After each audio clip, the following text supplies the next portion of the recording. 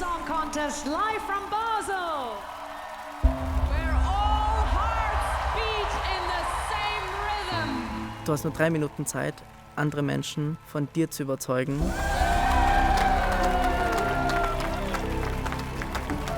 Und das wird dein Leben komplett verändern. Es kann in eine oder in die andere Richtung gehen. Man weiß nie, was rauskommt. Ganz tief durchatmen. Am besten wir drücken jetzt alle die Daumen für Austria. Als Mann mit hoher Stimme ist es nicht einfach. Es kommen immer Kommentare von, der wurde sicher kastriert. Er hört sich an, wie wenn ich auf einen Hund draufstieg, das Gewinsel.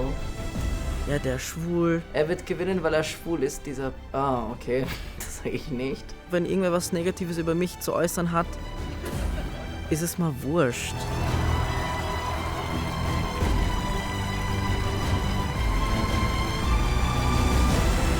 Für mich geht's im Leben darum, eine Gaude zu haben. We go to Basel, B-A-S-E-L-E-S-E. Man hat nur ein Leben und man soll einfach sich trauen, alles zu machen, was man machen möchte. Das Einzige, was ich mir sagen werde, ist, you got this. Du hast es drauf. Das sind deine 3 Minuten. 178!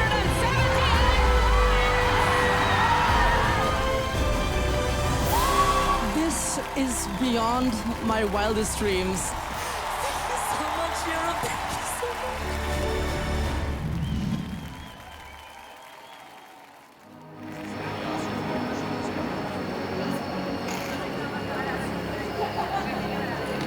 Seit dem Sieg von Conchita Wurst 2014 wollte ich schon immer zum Song Contest.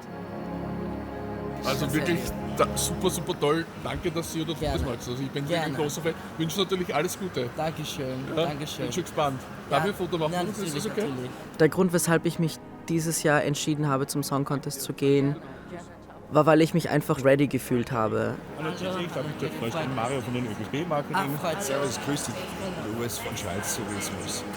Ich bin total happy, dass du eben in die Schweiz fährst. Dankeschön. Ich würde sagen, mein Ziel ist es, dass ich meinem Leben der Kunst geschenkt habe.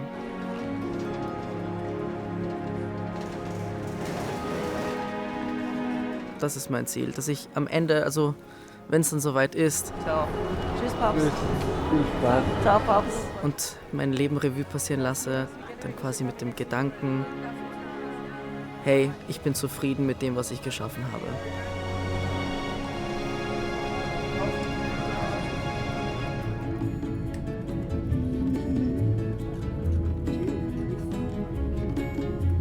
Meine Familie besteht aus Mama, Papa und meinen 3 Geschwistern und unseren 2 Katzen. Meine Familie und ich, wir haben wirklich ein super Verhältnis untereinander auch. Wir verstehen uns super. Am Sonntag zum Mittag sitzen wir immer als ganze Familie zusammen am Esstisch und essen, was der Papa vorbereitet hat. Mein Papa ist aus Österreich, gebürtiger Wiener. Und meine Mama kommt aus den Philippinen. Meine Eltern sind beide beruflich nach Dubai gezogen. Ja, mein Papa hat halt in dem Hotel gewohnt, wo meine Mama gearbeitet hat. Und so haben sie sich kennengelernt. Er war dann halt an der Bar und hat gesagt, wer ist diese schöne Dame? Und ja, es hat ihn 1 Jahr lang gebraucht, sie auf das erste Date zu fragen, weil meine Mama wollte gar nicht. Und dann irgendwann hat sie nachgegeben, sie hat gesagt, ja, sure, let's give it a try, maybe he's a nice guy. Ja, und dann waren sie auf ihr erstes Date und von dem an waren sie eigentlich unzertrennlich. Sie haben dann geheiratet, dann bin ich auf die Welt gekommen. Hallo. Also meine Mama hat gesagt, dass ich schon bevor ich reden konnte, schon gesungen habe. Jedes Wochenende haben meine Eltern ihre Freunde zu uns nach Hause eingeladen, um eine Karaoke-Feier zu veranstalten. Durch diese ganzen Karaoke-Partys, die wir zu Hause hatten in Dubai, wusste ich, dass ich auf eine Bühne gehöre. Und dann durch Disney Channel, da haben wir Hannah Montana geschaut, meine Geschwister und ich. Und wo ich gesehen habe, hey, die lebt ein Popstar, Rockstar Lifestyle, aber kann nebenbei auch ein normales Leben führen, dachte mir, das will ich auch.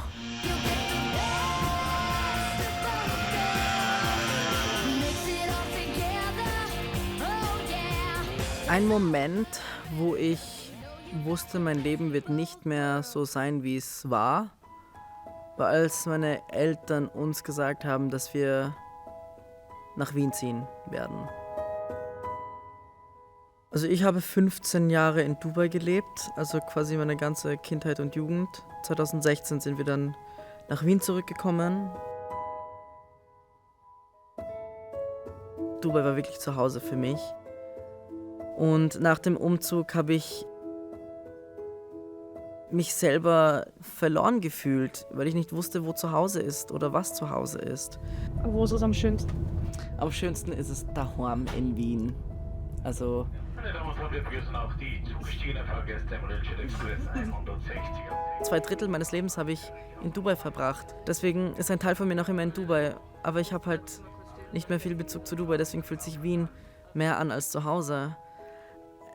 Aber es ist wirklich schwer zu erklären. Wenn man mal wirklich im Ausland mehrere Jahre gelebt hat, versteht man das Gefühl, was ich gerade übermitteln möchte. Aber irgendwem zu erklären, wie sich das für mich anfühlt, ist schwer.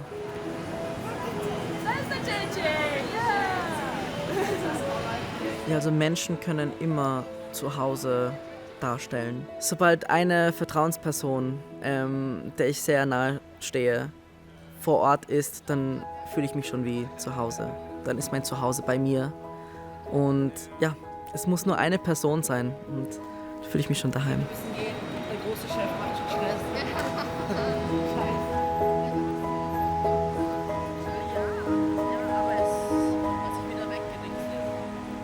Also von dem her wird zu Hause auch in Basel sein. We go to Basel. B-A-S-E-L-E-S-U. We go to Basel. B-A-S-E-L-E-S-U. We go to Basel. B-A-S-E-L-E-S-U. We go to Basel. B-A-S-E-L-E-S-U.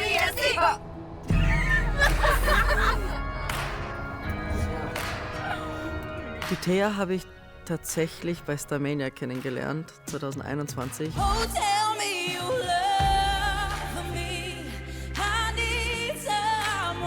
Zu Thea hatte ich irgendwie eine andere Verbindung. Es hat sich so angefühlt wie, ich will jetzt nicht Mutterfigur sagen, weil sie nicht so alt ist, aber es hat sich so angefühlt. Ich habe mich so geschützt gefühlt neben ihr.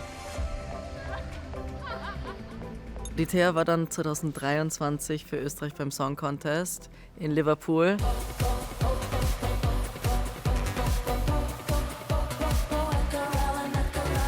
Das war auch so schön, weil ich sie dann auch unterstützen durfte beim ESC. Ich bin nach Liverpool gefahren und wir haben uns die Finalshow angeschaut. Jetzt, dass sie mit mir dann auch nach Basel fährt, ist so full circle für mich. Also ich war für sie dort und sie ist jetzt für mich da. Es ist so touching. Mein Herz zergeht die ganze Zeit, wenn ich drüber nachdenke. Es ist wirklich ein sehr schönes Gefühl.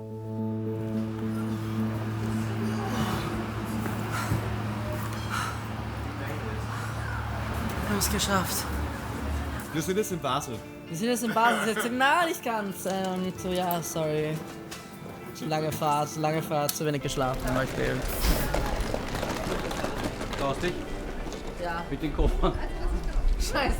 Hallo. Dankeschön, freut mich sehr. JJ, hallo. Hallo. JJ, freut mich. Ja, herzig. Möchtest du eine? Gerne. Ja, klar. Dann nehme ich mir gleich eine mit. Kann ich irgendwo reinstecken. Ja. I'm gonna be serving vocals today.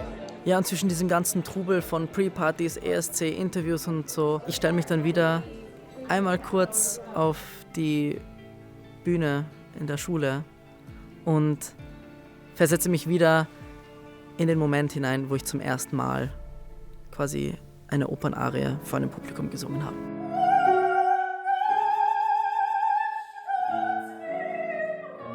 Ich habe mir den klassischen Gesang eigentlich selbst beigebracht durch Stimmennachahmung.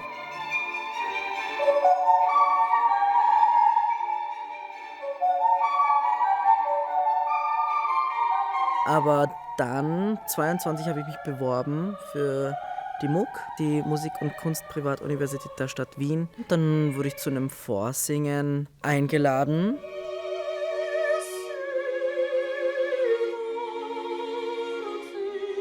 Und nachdem ich zu Ende gesungen habe, ist dann meine Gesangsprofessorin aufgestanden und hat geklatscht. Und ich dachte mir, warte kurz, das ist crazy. Habe ich es jetzt reingeschafft oder nicht?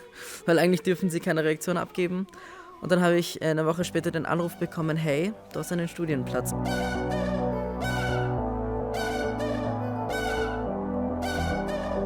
Momente, wo ich in meiner Karriere dachte, es geht jetzt auf, war, als ich meinen allerersten Auftritt an der Staatsoper hatte, auf der großen Bühne.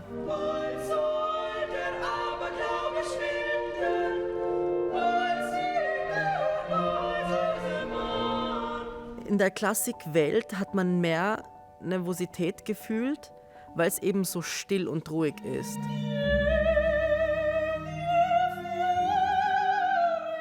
Und jeder weiß, was der nächste Ton sein wird. Jeder erwartet was von einem. Und man steht halt auf der Bühne da und will abliefern. Heute nicht. Wo ich dann bei der Premiere, wo ich dann in der Applausordnung rausgelaufen bin, habe ich dann gemerkt, hey, meine Karriere geht los. Die Klassikwelt ist sehr, sehr nüchtern, die sind sehr ruhig und applaudieren dann erst oder jubeln erst, nachdem die Arie zu Ende gesungen wurde oder das Stück zu Ende ist. Und in der Popwelt applaudieren die Leute schon, bevor man auf die Bühne kommt. Ich bin gerade hier in Amsterdam bei der Eurovision in Concert Pre-Party. In Amsterdam, da waren 6.000, 7.000 Menschen in der Arena drinnen. Es sind viele Leute einfach nur wegen einer Person gekommen. Hi. Yeah, let's take like a big group picture or something. Im Flieger nach Amsterdam habe ich schon Fotos gemacht, weil die Leute gesagt haben, hey, oh mein Gott, wie cool, wir sind extra für dich nach Amsterdam gekommen. In der Popwelt, auf der Popbühne möchte man auch abliefern, aber man spürt schon die Liebe und Interesse, bevor man anfängt zu singen.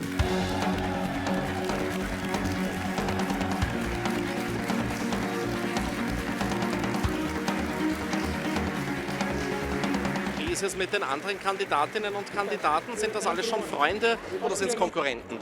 Ich sehe alle als Freunde, also Konkurrenten sehe ich da keine. Wobei wir schon KonkurrentInnen wären, aber es ist so eine tolle Freundschaft untereinander und das merken auch die Fans. Give it up one more time for Austria and JJ with Wasted Love! Parallel zu meinem klassischen Werdegang habe ich tatsächlich mit, ich glaube 11 oder 12 bei einem Gesangswettbewerb mich beworben und teilgenommen und habe dann Skyscraper von Demi Lovato gesungen.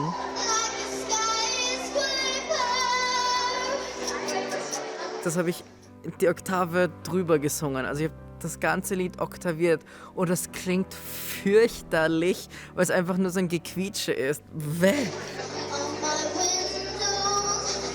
Aber ich habe die Talentshow gewonnen. Nachdem hat es dann eine längere Pause gegeben. Wir sind dann auch nach Wien zurückgezogen und hier habe ich dann an der Schule hauptsächlich nur klassische Auftritte gehabt, beim Weihnachts- und Sommerkonzert.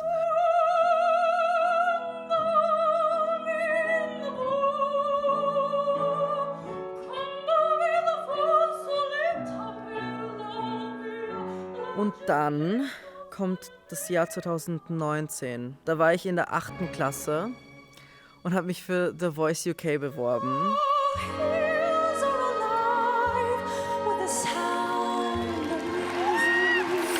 Und ich habe schon eine alte Brille an, scheiße.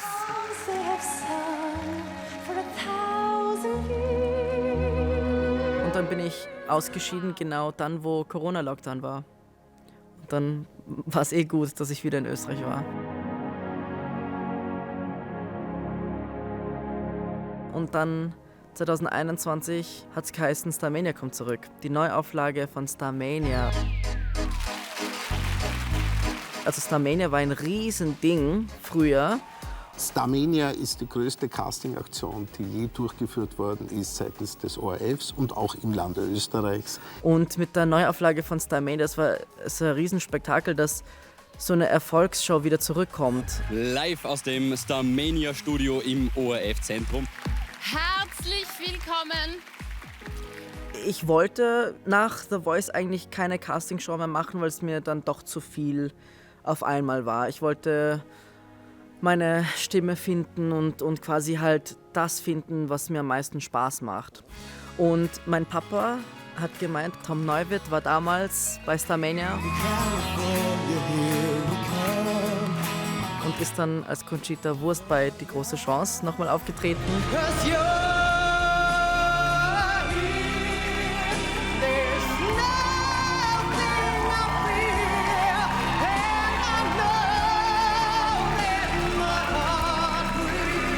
Und ist dann 2014 für Österreich zum Song Contest gefahren.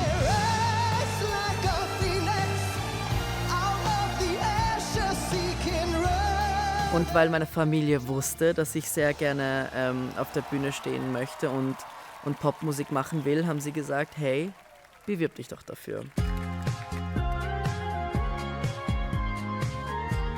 Und da habe ich schon quasi nur Pop-Sachen eingereicht, weil ich dachte, das ist eine Pop-Show, ich mache nur Pop. Also was ich singen werde, ich werde Chandelier von Sia singen. Dann habe ich den Anruf bekommen, hey, wir würden dich gerne in der Show haben, magst du teilnehmen? Ich habe gesagt, sehr, sehr gerne, natürlich.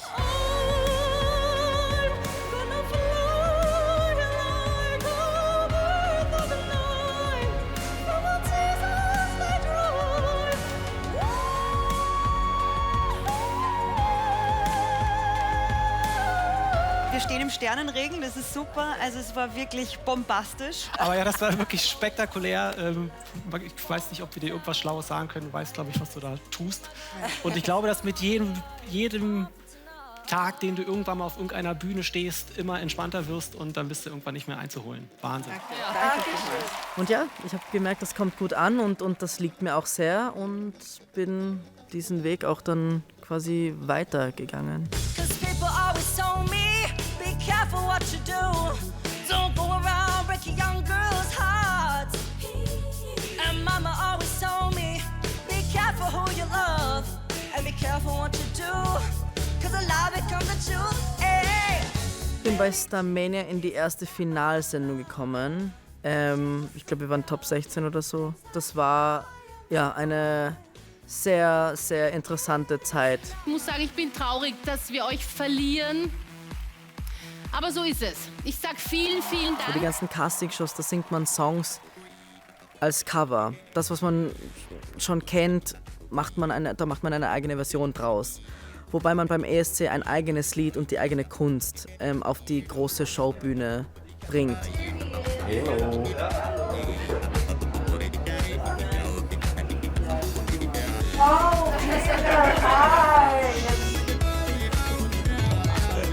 Ich bin seit 2011 dabei, also jetzt auch schon einige Zeit und habe viele Höhen und Tiefen miterlebt, von Sieg bis auf letzten Platz mitgemacht.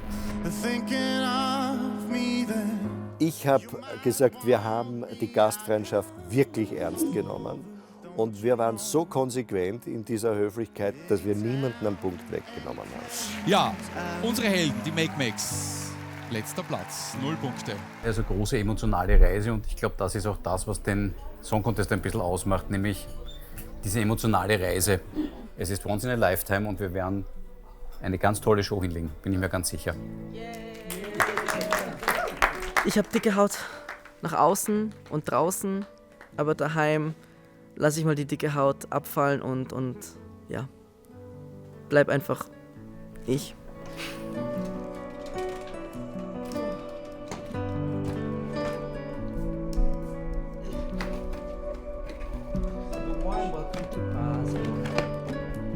Aber wenn ich dann allein im Zimmer bin, reflektiere ich über mich selbst.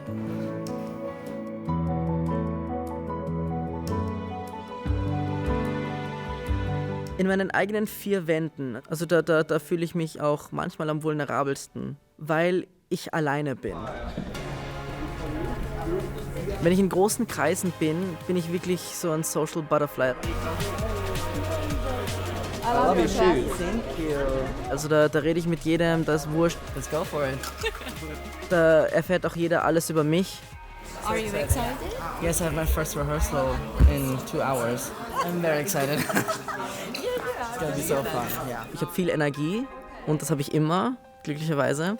Und ich fühle mich immer sehr wohl. Ich rede sehr gerne mit Leuten. Ich bin die größte Tratsch-Tante. Ich könnte 12 Stunden durchreden, ohne zu stoppen. Ja, also da fühle ich mich auch sehr wohl. Perfect. Kisses from Thank you very Greece. much. Ja. Thank you. Griechenland. All the best to Austria. Thank you so much.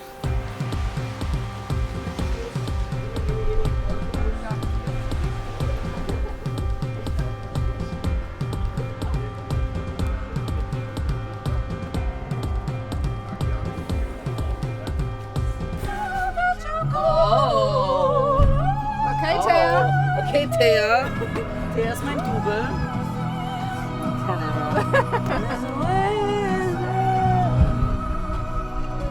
Jetzt geht's gleich ab.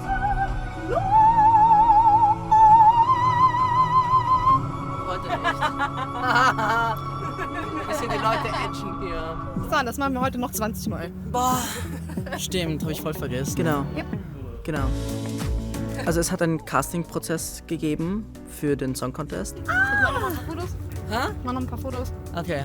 Wir wurden ausgesiebt auf 5 KandidatInnen. Es wurde an FachexpertInnen geschickt und es hat jeder dann eine Bewertung abgegeben. 12 points, 10 points, 8 points und so weiter. Und die Person mit den meisten Punkten, beziehungsweise die Top 3 Personen, wurden dann der Programmchefin präsentiert. Und sie hat dann im Endeffekt die Entscheidung getroffen, wer dann zum ESC fährt. Also wir sind da wirklich mit einem absoluten Profi unterwegs und der Profi ist vor allem auch ein Sonnenschein, ein Ausnahmetalent, ein hochsympathischer junger Mann. Und das bin ich. Johannes Pitsch wird als JJ im Mai für uns in Basel singen. Ich wurde von Thea und Thomas angerufen, dass wir eben zum Song Contest fahren. Aber JJ, this trio is going to Eurovision! You did it! This trio is going to Eurovision. You're going to Eurovision! Ich dachte mir, Herrst, das kann nicht dein Ernst sein.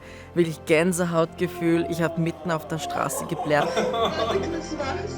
Ja!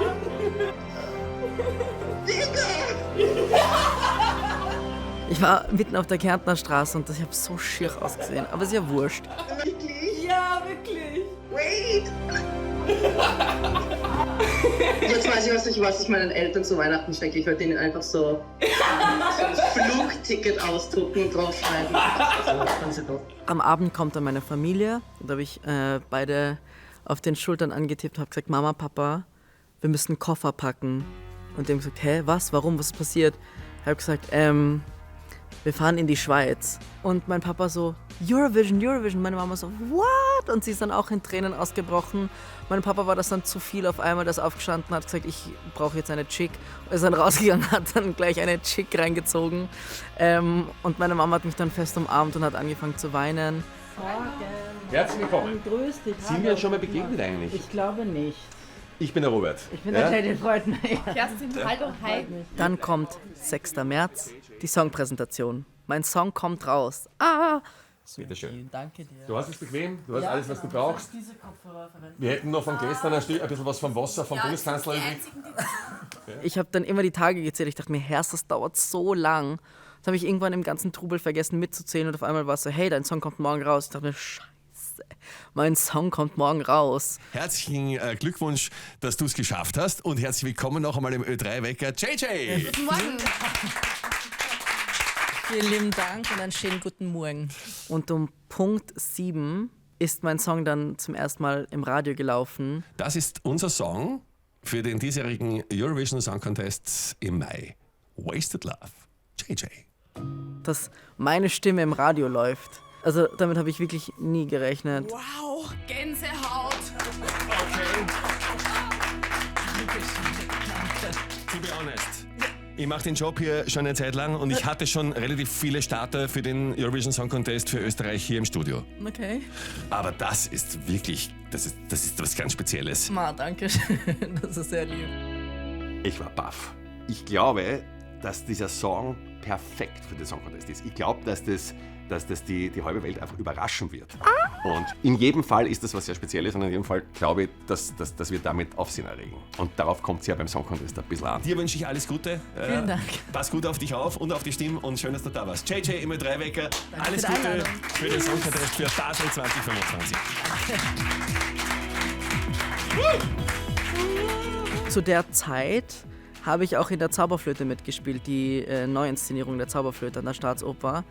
Und da sind dann meine KollegInnen, die mit mir auf der Bühne gestanden sind, ausgeflippt und gesagt, was, du gehst zum Song Contest und du sagst uns nichts während der Probenzeit. Ja, das war recht lustig. Dann haben sie gesagt, jetzt verstehen wir, warum alle nur mit dir Interviews machen wollten und nicht mit uns für diese Neuinszenierung, obwohl sie die HauptdarstellerInnen waren eigentlich. Servus, hallo. Ja, let's go, oder? Bist du der Platz? We will now go to the welcome pavilion where you will receive some infos and you can put all your luggage over there. Beim ESC begleiten mich zum Glück Leute, mit denen ich mich sehr gut verstehe. Sorry. Die mich da auch in jeder Hinsicht unterstützen und begleiten. Meine Ruhepole, sage ich mal. Und ich habe ein sehr gutes Verhältnis zu ihnen. Ja, also ich hätte mir mein Entourage nicht besser vorstellen können.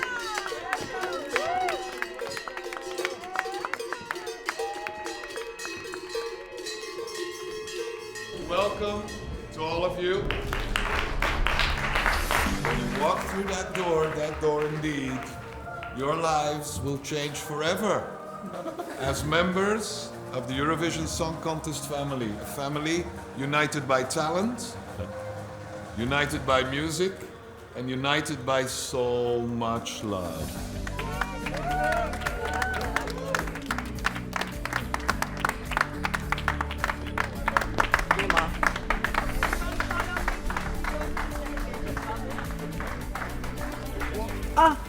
Das Maskottchen.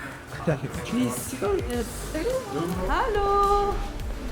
Hey. Es ist wirklich viel auf einmal und das alles zu verarbeiten geht gar nicht so schnell. Ich habe nicht einmal die Teilnahme am ESC verarbeitet. Ich habe nicht einmal den Anruf, dass ich zum ESC für Österreich fahre, verarbeitet. Also wie soll ich dann überhaupt das Ganze innerhalb diesen 2 Wochen verarbeiten? Oh, love the hair, die sind wohl weich. Was für ein Conditioner verwendest du? Let's go inside. Oh. Ich gehe damit gut um, sage ich mal. Egal, ob es jetzt Stress ist oder sagen wir mal, sollte Hass auf mich zukommen.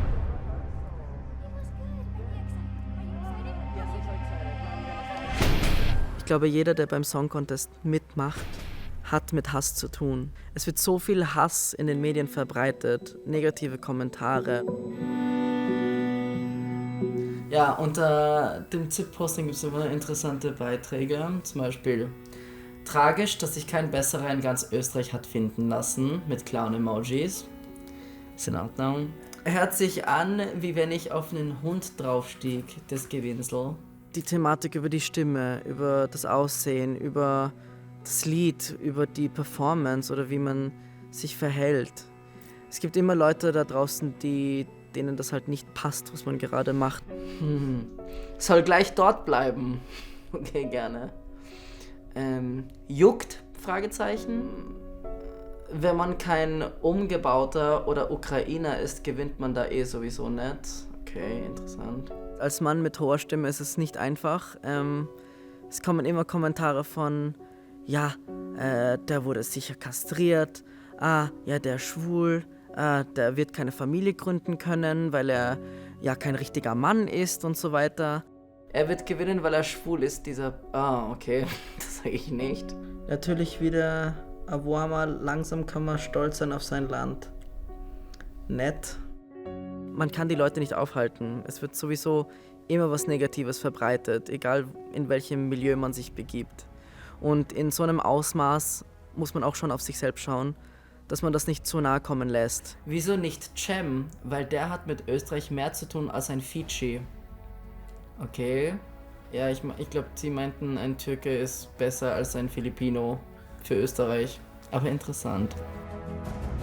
Wenn irgendwer was Negatives über mich zu äußern hat, ist es mal wurscht. Ich habe da dicke Haut, also ich lese die Kommentare zwar schon gerne, weil auch viel Zuspruch da ist, aber wenn was Negatives dasteht, ist es mal wurscht. Was ist denn das wieder für ein Schatz? Okay. Ich bin ein offenes Buch. Ich erzähle gerne alles. Wenn mich irgendwer was fragt, beantworte ich die Frage auch gerne. Ich muss nichts verstecken oder so, weil wozu? I think I'll be nervous once I get on stage, but just butterflies in my stomach. Es macht mehr Spaß, wenn alles draußen ist, weil dann kann man auch selber mehr Spaß haben. Man muss nichts verstecken oder so. How was your rehearsal? It was good. Very excited. Are you excited? Yes, I'm so excited. Now I'm gonna start soon, so yeah. Good luck. Good luck. Thank you. Thank you. Was ESC von den Sachen, die ich zuvor gemacht habe, unterscheidet, ist eben die Art, wie man die eigene Kunst präsentieren möchte.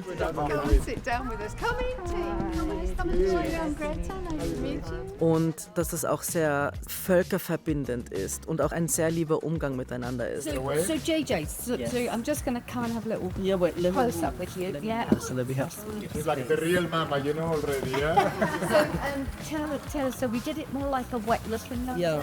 Then how did you feel about that? Oh, I loved the wet look. I got so much positive feedback. Oh, did you? So everyone loved the wet look. You like that kind of look? Es reden schon viele Leute mit und es kommen immer Feedbacks von links und rechts mit, hey, wollt ihr das nicht vielleicht ändern? Yeah. But I think it's nice that we don't go much shorter than that because we're a bit too transparent on stage. Yeah, and I told them to keep the front as much as just the tips. Love it. Und klar macht man das auch. Also man muss quasi auch hören, was andere Leute dazu sagen. As long as you're happy. Yeah, no, I love the wet look. The hair stayed the entire night. Oh, did it? So, yeah, so until I took a shower, that's when it went off. Okay. Yeah. Und mit frischem Gedanken quasi Feedback zu bekommen, ist auch super. Ich brauche Stage Performance einfach vor. Die Stage Performance. Mati, Loie, you guys have to be here in the front. Okay. Ja! Ja! Oh, thank you. We will give you your in-ears and your in-ear belt packs. Dankeschön, Sally. So, when you're ready, we will go to the next room for the sound check. Yes. And then come back here. We're ready. Perfect.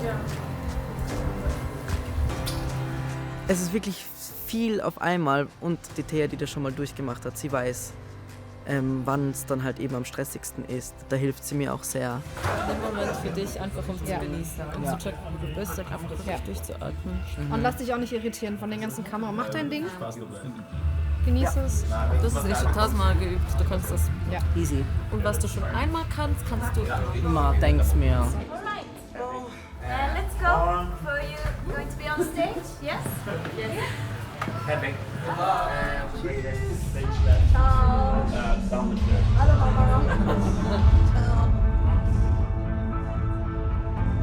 Ich habe auch schon Angst, weil das erstmal auf der Bühne zu stehen, halt eben zu sehen, wie groß die Halle ist. Es ist zuerst hell, bevor man auf die Bühne geht. Dann sieht man, wie groß erstmal die Bühne ist. Das kennt man gar nicht.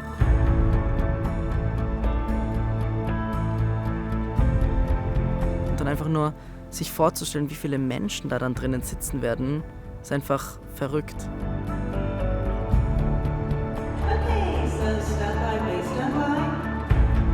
Ja, es gibt ein erstes Mal für viele Sachen, sage ich mal so. Und man ist immer nervös, weil man nicht weiß, was am Ende rauskommt.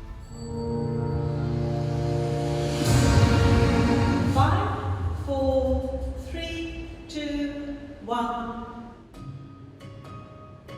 I'm an ocean of love, and you're scared of water.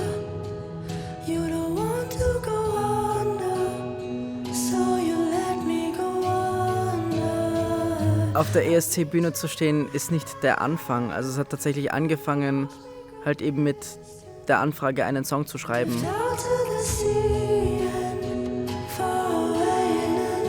Es hat Ende April begonnen. Da habe ich der Thea geschrieben, weil ich der Einzige aus der Musikerfreundesgruppe war, der keinen Song draußen hatte. Und ich dachte mir, hey, meine ganze Geschichte, die ich jetzt innerhalb der letzten 1,5 Jahre durchgemacht habe, möchte ich in einen Song verpacken. Der Song handelt eben von meiner persönlichen Erfahrung mit der, wie der Songtitel schon sagt, Wasted Love, also mit der vergeudeten Liebe und die unerwiderte Liebe. Es hat sich so angefühlt, als hätte ich mit einer Wand gesprochen und auch als hätte ich meine Liebe durch eine Einbahn geschickt, weil irgendwann ist nichts mehr zurückgekommen. Und das habe ich der Thea alles erzählt, als ich mich bei ihr im Studio ausgeheult habe. I'm an ocean of love and you're scared of water. Ah, so schön. Und sie hat gesagt, JJ, das wird viele Leute rühren. Wie wär's mit I'm an ocean of love and you're scared of water. Yeah, love that. Und nachdem ich mich ausgeheult habe, war der Song dann quasi fertig geschrieben. Nach der Session in Berlin dachte ich mir, wow, das ist ein Song Contest Song. Und dann sind die Lichter in meinem Kopf aufgegangen. Ich dachte mir, hey, warte, das kann was Großes werden. Dass die Mischung aus Pop und Oper, das ist schon so, ja, sowas hört man im alltäglichen Leben nicht, aber beim Song Contest schon. Und dann haben wir alle gecheckt, so hey, wir haben einen Banger geschrieben.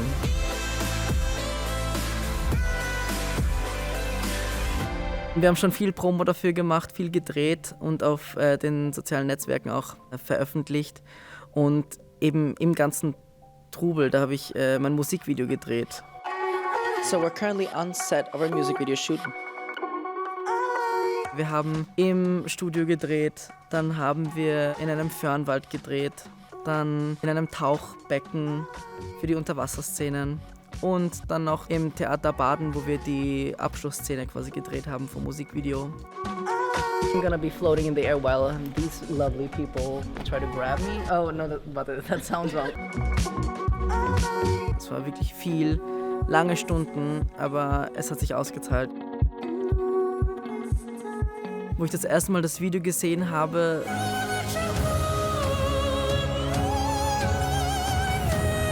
sind mir die Tränen geflossen. Unbeschreiblich.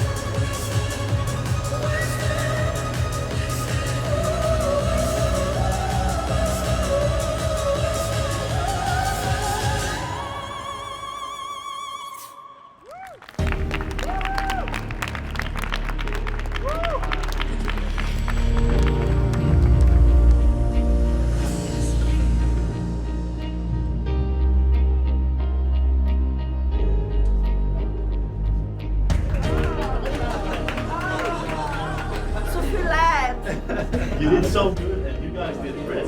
You look amazing. Yeah, thank you so much. Danke. Danke.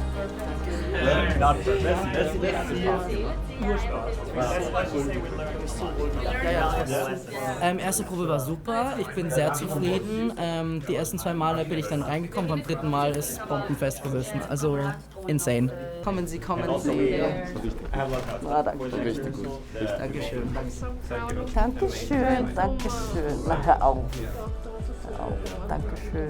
Im Zuge und im Rahmen diesem ganzen Trubel und dieser verrückten Zeit trifft man Menschen, wertvolle Menschen, die einem was mitgeben können für zukünftige Sachen, die sowas auch schon mal durchgemacht haben.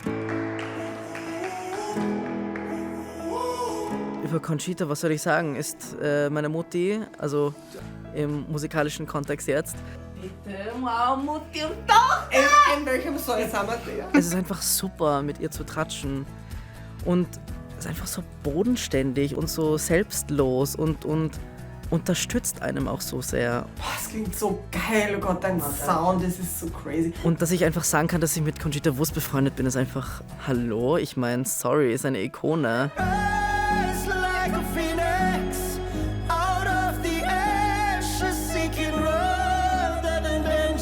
Und dass wir jetzt auch eine Mashup-Version von Rise Like a Phoenix und meinem Song gemacht haben, ist einfach out of this world. Ich habe nie im Leben gedacht, dass ich mit Conchita Wurst jemals im selben Studio sitzen werde.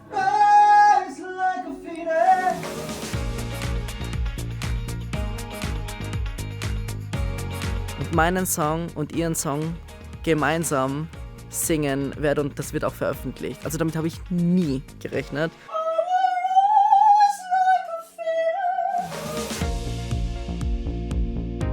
Und dass das jetzt so stattgefunden hat, ist einfach wow. Neben der Conchita gibt es noch einen ESC-Experten, den ich in letzter Zeit kennenlernen durfte. Grüß dich, Andi, servus. Wie geht's? Du, mir geht's gut, danke schön. Ja, der Andi und ich haben uns im Rahmen des ESCs bei Dreharbeiten kennengelernt. Du, wenn ich dich schon bei mir habe, Andi, ich habe ein paar Fragen, und zwar vor dem ESC. Wie gehst du eigentlich mit dem Stress um? Wie soll ich mich da benehmen?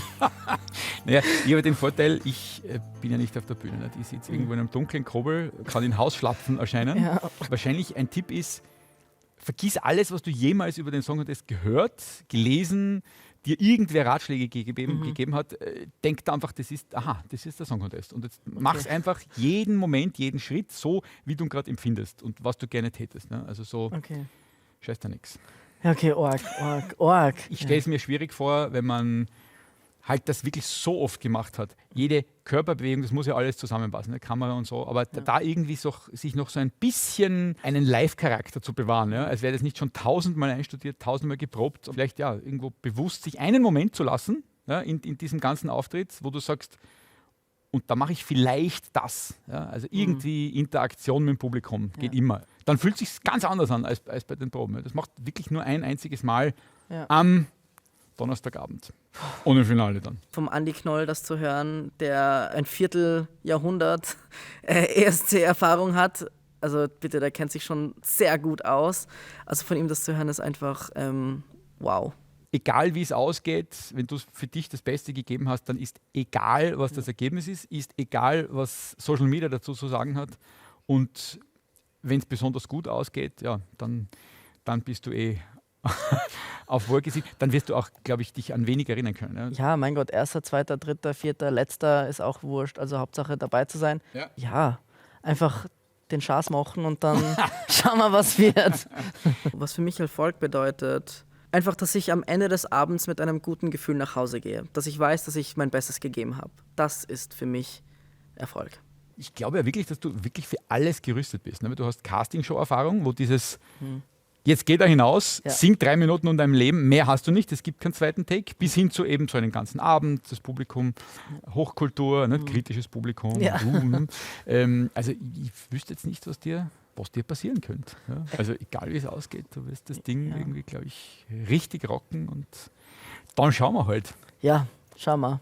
Ich spüre einfach dann die Freude daran, endlich an dem Moment anzukommen, worauf ich schon jahrelang gewartet habe.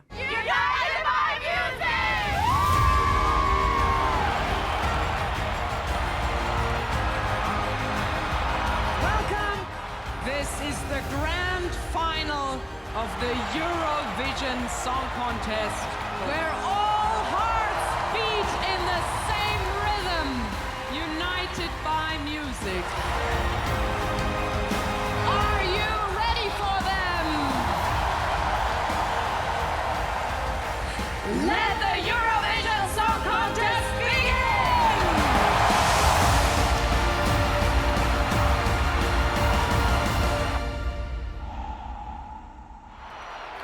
Aufguss bitte.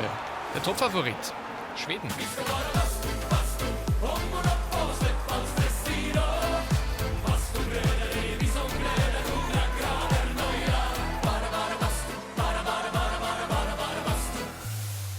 Ein Sieg für Österreich wäre super. Ich Ich meine, 10 Jahre nach Conchita, mittlerweile jetzt 11 Jahre nach Conchitas Sieg.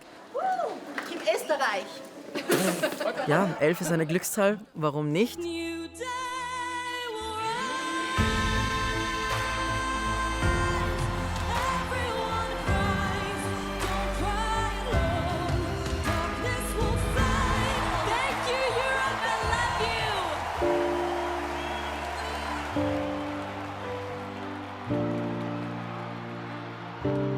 Ich spüre die innere Nervosität, mein Nervenkitzeln.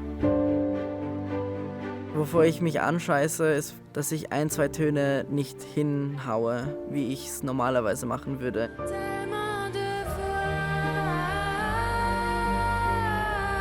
Das ist so im für die Schweiz. Könnte so ein Überraschungserfolg werden heute Abend.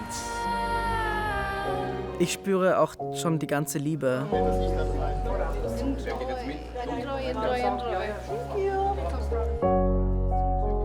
Wenn alle schon zujubeln, weil sie wissen, dass ich gleich auftrete.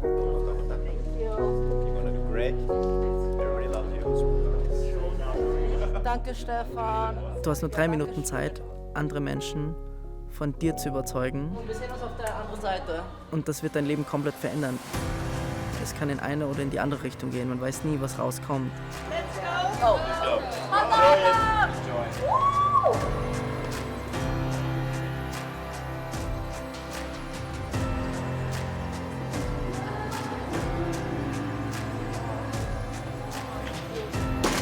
In 10 Sekunden beginnt's. Ich höre einen Klick in meinem Ohr. Das Einzige, was ich mir sagen werde, ist, you got this. Du hast es drauf. Das kann was Großes werden. Ganz tief durchatmen. Am besten wir drücken jetzt alle die Daumen für Austria. Genieß die Zeit. Das sind deine 3 Minuten.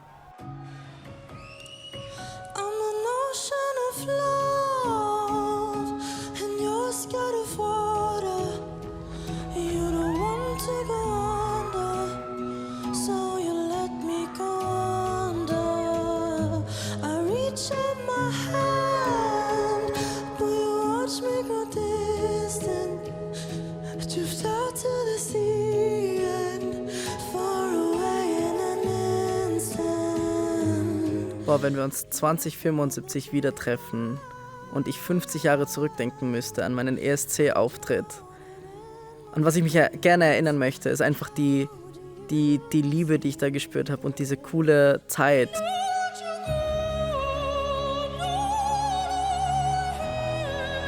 Dass man einfach die Liebe gespürt hat, was das für eine schöne Erfahrung war, das eigene Land zu vertreten.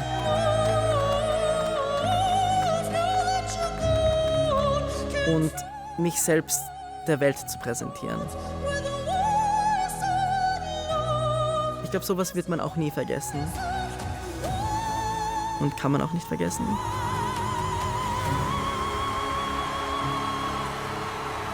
Ich will einfach dieses Gefühl von in der Halle zu stehen, immer bei mir behalten.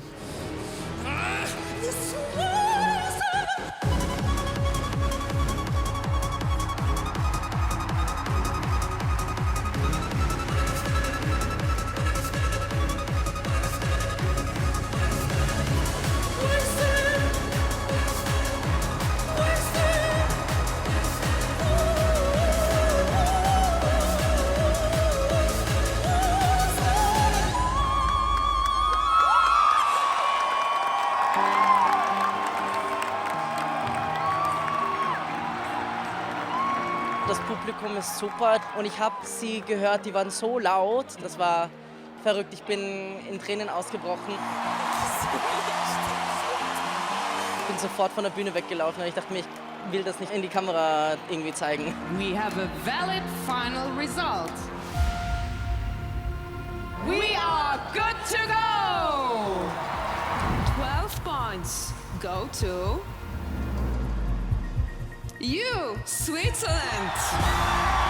Switzerland! Ja, auch wenn ich nicht gewinne, ich meine, Musik bleibt trotzdem ein Teil von meinem Leben und ich werde weiterhin Musik machen, egal was wir für ein Ergebnis haben, ob wir Erster sind oder Letzter sind. Our 12 points go to Austria! Allein die Teilnahme ist ein Erfolg für mich und ich weiß, was ich gesanglich drauf habe und werde trotzdem weiterhin Musik machen. Austria! France! Italia! Austria! Und wir lieben ihn. Ich würde sagen, mein Ziel ist es, zufrieden zu sein mit meinem Leben, mit allem, was ich gemacht habe. Austria, you can still win. If the audience awarded you at least 100 points, the night is yours. Und dass ich mein Leben der Kunst geschenkt habe. From the audience, you have 170.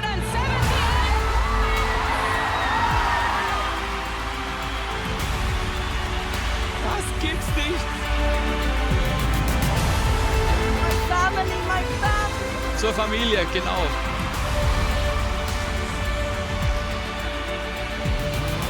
JJ, the winner of the Eurovision Song Contest 2025. This is beyond my wildest dreams. It's crazy. Thank you so much for making my dreams come true. What I'm trying to promote is that there's no wasted love.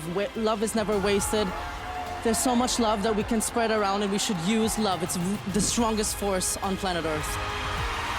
Thank you so much, Europe. Thank you. Thank you from the bottom of my heart. Thank you so much. Ladl, wir haben den Schatz gewonnen. Ich bring's home! Woo!